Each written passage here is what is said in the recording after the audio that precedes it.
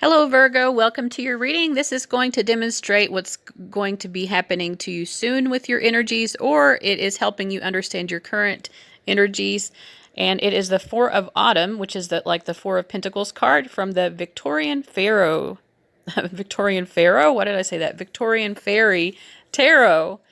Yeah, but the Pharaoh, I think that there is, so what's going to happen here, I think, is that there's a little bit of an entitled energy that you might have to be facing in yourself. I know people don't like to hear those types of things because we get really, it bothers us when our own foibles, our own transgressions, show up. So we don't want to think of ourselves as being entitled, or here I think it's jealous or covetous. I think you're going to have to be coming up against some of a mindset of feeling like you deserve something that you see somebody else having.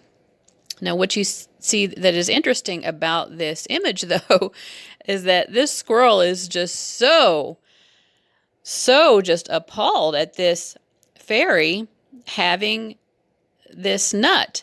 The squirrel thinks that all the nuts should belong to him, but there are just nuts scattered everywhere. There is more than enough for everyone.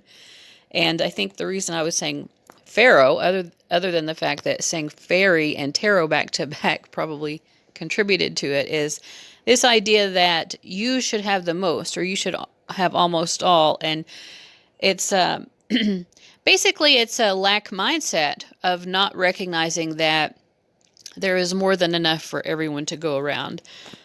So this is just something that you're going to be having to face in one way or the other. And we don't do any service to ourselves but by denying our shadow aspect. I don't like to admit it, but I know very well that this is a mindset that I have been challenged by many times. So let's get an advice card for you, Virgo. We get the Three of Swords. I think also there's a message here of it's okay to be human and to be petty and to get wounded and hurt or sad because things don't go our way. We learn not to act that way, but it's not helpful to deny our true emotions. We don't want to get stuck in feeling self-pity or anything like that. But at the same time, if certain emotions of hurt are coming up, we can't just ignore them and hope that they go away. So what's the best way for Virgo to work through this? You kind of it's like that saying, if you're going through hell, keep on going. You have to work through the pain. You can't run away from it. So you just have to face it. And there's going to be a sort of power that you do find when you actually work through the pain of it stings to see someone else having something that you feel like you should have. Part of it, of course, is recognizing that you have power and control over your own life, and that anything that you want out of life, you can strategically maneuver towards. Any final thoughts here for Virgo?